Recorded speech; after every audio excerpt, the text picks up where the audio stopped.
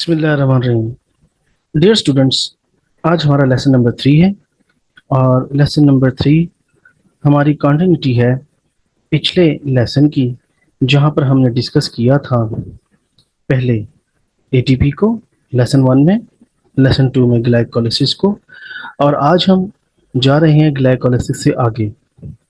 आपको मैंने ये पहले ही बताया था कि ग्लाइकोलिसिस की जो एंड प्रोडक्ट्स हैं वो हैं दो पायरुविक एसिड्स या पायरुवेट्स, दो NADH मॉलिक्यूल्स और दो नेट ATP। अब यहाँ पर ये बात बताना ज़रूरी है कि जो कुछ भी प्रोडक्ट्स बनी हैं ग्लाइकोलिसिस में, उनमें दो तो अहम प्रोडक्ट्स थी, NADH और ATP, जिनका ताल्लुक एनर्जी से है।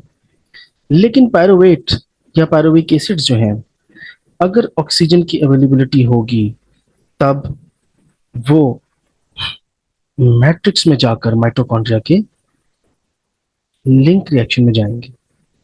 तो यहाँ पर जैसे कि आपको नजर आ रहा है कि ग्लाइकोलिसिस के प्रोसेस के नतीजे में 3 कार्बन वाला पायरुवेट पायरुविक एसिड तैयार हो गया है और ऑक्सीजन की अवेलेबिलिटी है।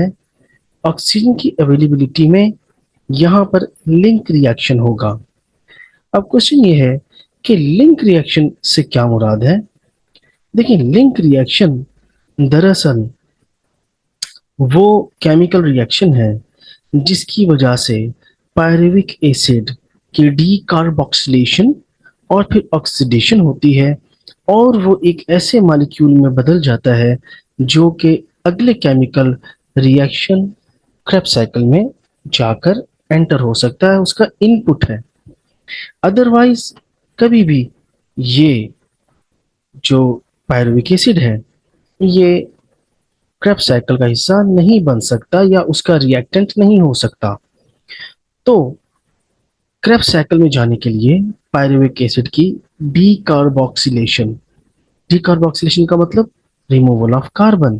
तो यहाँ आप देख रहे हैं कि कोएंजाइम ए की मौजूदगी में कार्बन डाइऑक्साइड रिमूव हो रही है और कार्बन डाइऑक्साइड के रिमूव होने पर एक कार्बन कम हो जाता है और 3 कार्बन से ये 2 कार्बन वाला कंपाउंड बनता है। साथ ही हाइड्रोजन भी रिलीज होते हैं जो कि NAD प्लस से NADH बनाने के लिए इस्तेमाल होते हैं। तो इस तरह ये जो छोटा सा एक केमिकल रिएक्शन है जिसको लिंक रिएक्शन का नाम दिया गया है, ये लिंक है between glycolysis and Krebs cycle. इस लिंक रिएक्शन की वजह से pyruvic acid which is 3 carbon molecule is converted into 2 carbon molecule जिसका नाम है एसिटाइल या एसिटिक एसिड। यहाँ पर इसे हम एसिटाइल को ए कह रहे हैं क्योंकि कोएंजाइम ए इसका हिस्सा है और इसके साथ अटैच्ड हुआ है। तो at the end of the link reaction pyruvic acid से एसिटाइल को ए बन जाएगा। यहाँ पर कुछ हमने लेबल किए हैं high energy and low energy. Green में लो एनर्जी है जबकि हमें जो येलोइश ग्रीन में NADH नजर आ रहे हैं, these are high energy molecules. याद रखिए कि रेस्पिरेशन के प्रोसेस में डेफिनेटली एनर्जी जनरेट होनी है और क्रेब्स साइकिल जो है उसमें ही मेनली तमाम एनर्जी मॉलिक्यूल्स NADH, ATPs और FADH बनेंगे। तो स्टूडेंट्स, लिंक रिएक्शन जो है ये एक छोटा सा केमिकल रिएक्शन है। ग्लाइकोलिसिस के बाद अगर ऑक्सीजन अवेलेबल हो तो ये माइटोकॉन्ड्रिया के मैट्रिक्स में जाकर ऑक्सीजन की मौजूदगी में होता है जिसमें पायरुविक एसिड या पायरुवेट की ऑक्सीडेशन होती है, डीकार्बोक्सिलेशन होती है और उसका कार्बनिक रिमूव होता है। In the presence of coenzyme ए एक NADH प्रोड्यूस होता है और एट द एंड जो प्रोडक्ट बनती है लिंक रिएक्शन की वो है एसिटाइल को ए। तो चलते हैं अब हम नेक्स्ट अपने टॉपिक की तरफ जो कि है क्रेब साइकिल। तो स्टूडेंट्स, क्रेब साइकिल में अगर आप गौर करेंगे तो क्रेब साइकिल जो है इसको क्रेब्स नामी साइंटिस्ट ने डिस्कवर किया था, ऑब्जर्व किया था। इसके अलावा भी क्रेब साइकिल के कुछ और नाम भी हैं जैसे कि सिट्रिक एसिड साइकिल। और ये सिट्रिक एसिड साइकिल इसलिए कहलाता है क्योंकि इसमें जो पहली प्रोडक्ट बनती है वो सिट्रेट या सिट्रिक एसिड ही बनती है। और यहाँ पर सिट्रिक एसिड साइकिल या क्रेब्स साइकिल जो है ये सीरीज ऑफ केमिकल रिएक्शन है, जिसमें सबसे पहले जो दो रिएक्टेंट्स हैं वो यहाँ पर आपकी स्क्रीन पर वाजे हैं। यहाँ पर आपको नजर आ रहा है एसिटाइल को ए। एसिटाइल को ए के साथ एंजाइम्स की मौजूदगी में ऑक्जेलो एसीटेट जो कि 4 कार्बन कंपाउंड है, 4 कार्बन वाला है, ये रिएक्ट करेगा और एक 6 कार्बन कंपाउंड वाला मॉलिक्यूल सिट्रेट या सिट्रिक एसिड बनाएगा। हमारे ए लेवल्स के सिलेबस में इनके एंजाइम्स जो है वो इन्वॉल्व नहीं है और ना ही इनके नाम याद रखना जरूरी है और ना ही एग्जाम से पूछे जाते हैं हमारे पेपर 4 में। लेकिन हमें जो क्वेश्चंस आएंगे वो मोस्टली क्वेश्चंस होते हैं 4 कार्बन, 6 कार्बन, 5 कार्बन, और इन प्रोडक्ट्स में कहाँ कहाँ पर high energy molecules mean NADH बन रहे हैं, कहाँ कहाँ FADH बन रहा है और कहाँ ATP बन रहा है।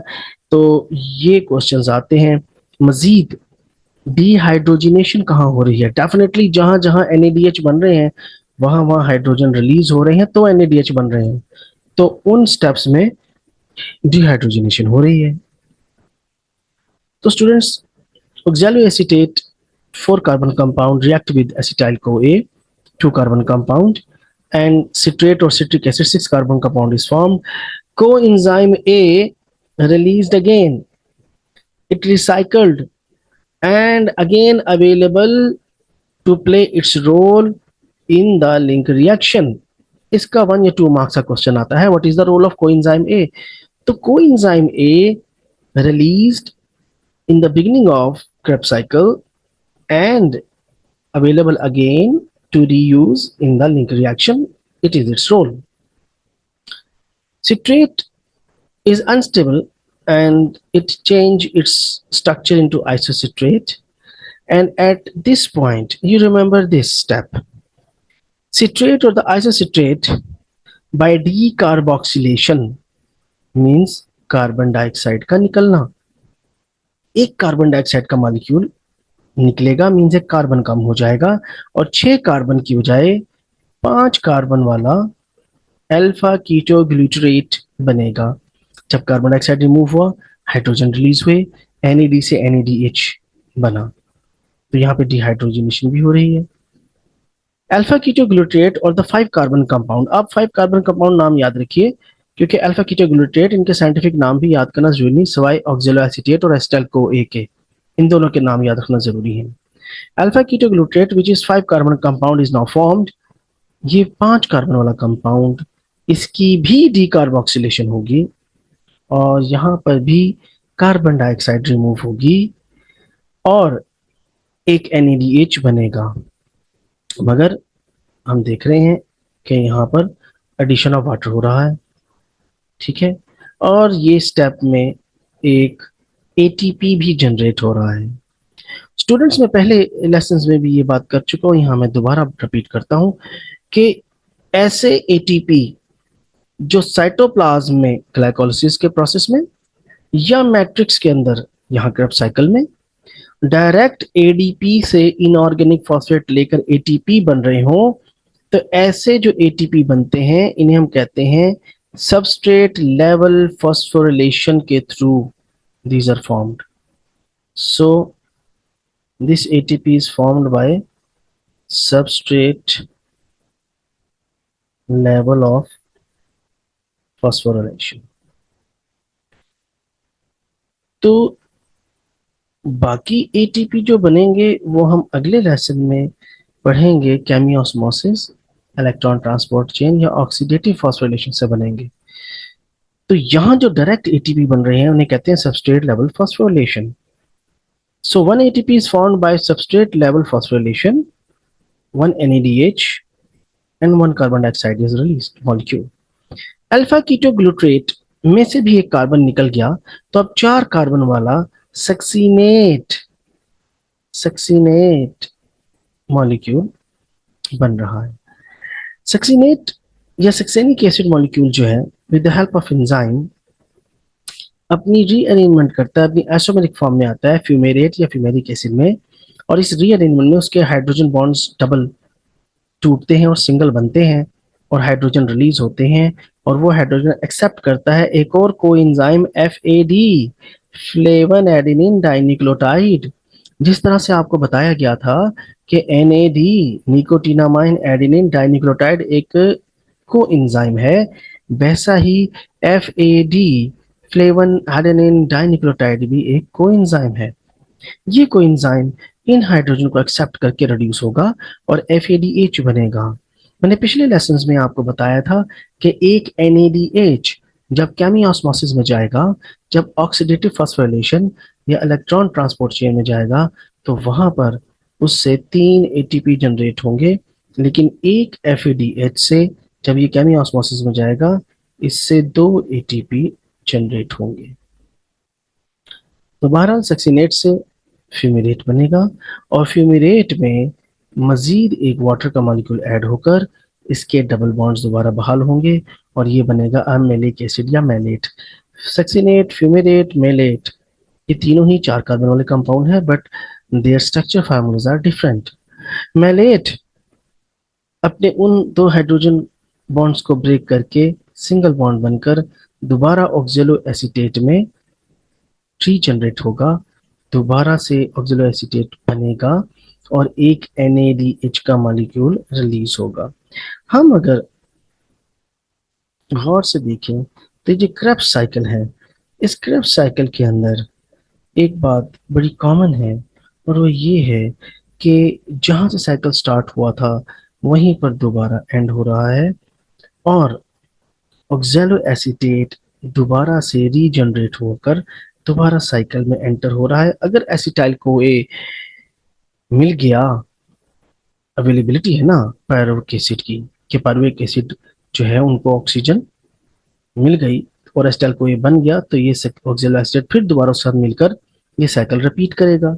और इस साइकिल में आप देख रहे हैं कि NADH के 3 मॉलिक्यूल्स और FADH का 1 मॉलिक्यूल और ATP का 1 मॉलिक्यूल हमें मिल रहा है। लेकिन ये एक पायरुविक एसिड के लिंक रिएक्शन के बाद का एक साइकिल है। आप अच्छी तरह जानते हैं कि ग्लाइकोलाइसिस में 2 पायरुविक एसिड होते हैं, तो जो 2 पायरुविक एसिड होंगे दोनों ही अलग-अलग मैट्रिक्स में क्रेब्स साइकिल में जाएंगे और उन दोनों से जो टोटल NAD होंगे वो यकीनन 3 एक साइकिल से और 3 दूसरे 6 होंगे। 6 NADH, 2 FADH और 2 ATP जनरेट होंगे। और अगर हम इन सब को कैलकुलेट करें कि हर NADH से अगर 3 ATP जनरेट होते हैं ऑक्सीडेटिव फॉस्फोरिलेशन में, तो 6 NADH से 18 और 2 FADH से जो है वो 4 और 2 ATP ये, और ग्लाइकोलाइसिस और लिंक रिएक्शन में भी तो एक NADH रिलीज हुआ था, तो 2 NADH वहां से होंगे। तो टोटल तकरीबन 38 ATPs जनरेट होते हैं जब एक ग्लूकोज का मॉलिक्यूल जो है वो ग्लाइकोलाइसिस, लिंक रिएक्शन और क्रेब्स साइकिल में से गुजरता है। तो स्टूडेंट्स, यहाँ पर आपके सिलेबस में इस क्रेब्स साइकिल, जिसको सिट्रिक एसिड साइकिल भी कहते हैं, इस साइकिल के नतीजे में एनर्जी ही जनरेट होनी है और वो एनर्जी जो है वो एनर्जी इस्तेमाल होगी, डेफिनेटली उस एनर्जी को यूज किया जाएगा through electron transport chain, through oxidative phosphorylation, और फिर एटीपी जो जनरेट होंगे उन एटीपीज को पूरे सेल में माइटोकॉन्ड्रिया सप्लाई करेगा। तो मैं एक मरतबा फिर एक क्विक रिवीजन दे दूं आपको। आज का हमारा जो लेसन था वो था लिंक रिएक्शन आफ्टर ग्लाइकोलाइसिस। अगर ऑक्सीजन अवेलेबल है तो पायरुविक एसिड जो है, जो 2 मॉलिक्यूल, वो लिंक रिएक्शन में जाएंगे और ये प्रोसेस होगा मैट्रिक्स में, माइटोकॉन्ड्रिया के लिक्विड पार्ट में। यहाँ पर कोएंजाइम ए की मौजूदगी में पायरुविक एसिड जो है उसकी डीकार्बोक्सिलेशन होगी, कार्बन डाइऑक्साइड रिमूव होगा, हाइड्रोजन रिलीज होंगे जो कि NAD लेकर NADH बन जाएंगे और एट द एंड जो प्रोडक्ट मिलेगी वो एसिटाइल को ए मिलेगा, एसिटिक एसिड को ए और एक NADH। और इस लिंक रिएक्शन के बाद ये प्रोडक्ट एसिटाइल को ए ये चली जाएगी मैट्रिक्स में लिंक रिएक्शन में, जहां ऑक्जेलो एसीटेट की मौजूदगी में ये रिएक्ट करेंगे, कोएंजाइम वापस रिमूव होगा, उतर जाएगा और दोबारा चला जाएगा लिंक रिएक्शन में इस्तेमाल होने के लिए। ऑक्जेलो एसीटेट और एसिटाइल को ए के मिलने से सिट्रिक एसिड बनेगा, 6 कार्बन कंपाउंड, और वो आइसोसिटेट में चेंज होगा और आइसोसिटेट के बाद with the help of enzyme decarboxylation के बाद अल्फा कीटोग्लूटारेट में चेंज होगा। डिकार्बोक्सिलेशन होगी, एक एनएडीएच प्रोड्यूस होगा इस स्टेप में और अल्फा कीटोग्लूटारेट की फर्दर डिकार्बोक्सिलेशन होगी और 4 कार्बन वाला कंपाउंड सक्सीनेट बनेगा। ये सक्सीनेट जो है ये और अल्फा कीटोग्लूटारेट के दरमियान एक एनएडीएच बनेगा और एक सब्सट्रेट लेवल फॉस्फोराइलेशन से सिंपल एक एटीपी जनरेट होगा। सक्सीनेट अपनी आइसोमेरिक फॉर्म फ्यूमिरेट में चेंज होगा, हाइड्रोजन रिलीज होंगे और एफएडी से एफएडीएच बनेगा और फ्यूमिरेट जो है वो मेलेट में चेंज होगा by the addition of water और मेलेट दोबारा ऑक्सिलरी स्टेट में रिसाइकल्ड होगा, दोबारा कन्वर्ट होगा और यहाँ पर फिर एक एनएडीएच जनरेट होगा। अगर फिर एसिटाइल को ये मिल गया तो ये साइकिल फिर चल पड़ेगा। तो इस तरह से साइकिल माइटोकॉन्ड्रिया के मैट्रिक्स में चलता रहेगा, एनएडीएच एफएडीएच और एटीपी जनरेट होते रहेंगे। स्टूडेंट्स अपने कमेंट्स ज़रूर दीजिएगा, जो चीज़ें आपको मज़ीद जाननी है मुझसे मेरे ईमेल एड्रेस पर आप रब्ता कर सकते हैं और मेरे इस पेज पर भी आप कमेंट करके मुझसे बात कर सकते हैं। Thank you very much dear students, अल्लाह हाफिज़।